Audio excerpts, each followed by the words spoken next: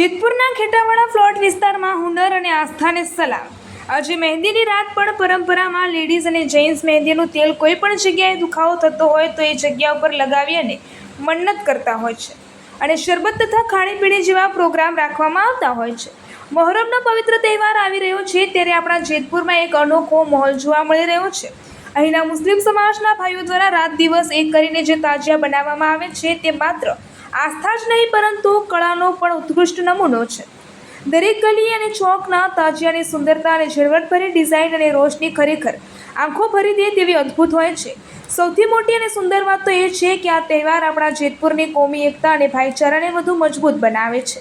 Reporter Yunus ગોરી, જેતપુર। હનીફભાઈ, આ કયો વિસ્તાર છે? ખેટાવાડા પ્લોટ। અને અહીંયા મોહરમની કઈ રીતની તૈયારી કરવામાં આવે છે? હા, મોહરમની તૈયારી તો વર્ષોથી કરી છે, અમે 40 વર્ષ છે। અને આમાં શું શું આપણે અહીંયા જોવા મળી રહ્યું મળે છે? તાજિયા બનાવે છે, છબીલ કરી છે, નિયાજ કરી છે ને મહેંદી રાત, આજે મહેંદી રાત છે, મહેંદી કરી છે। અને તમે આપણે હિન્દુ મુસ્લિમ એકતા વિશે શું કહેશો? બધા હિન્દુ મુસ્લિમ એકતા મળીને જ કરી છે। સાહિલભાઈ મલ્લા, સાહિલભાઈ, આ કયો વિસ્તાર છે? ખેટાવાડા પ્લોટ।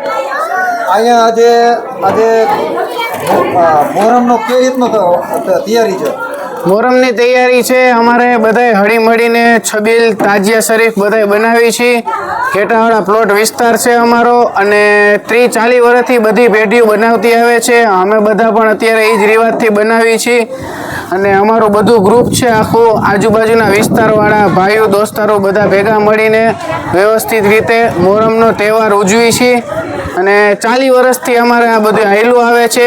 પહેલેની પેઢી ઉજવતી, પછીની પેઢી ઉજવતી, અત્યારે અમે યંગ પેઢી બધા ઉજવી છીએ અને આ રીતિ રિવાજ અમારે ચાલુ જ રહેશે।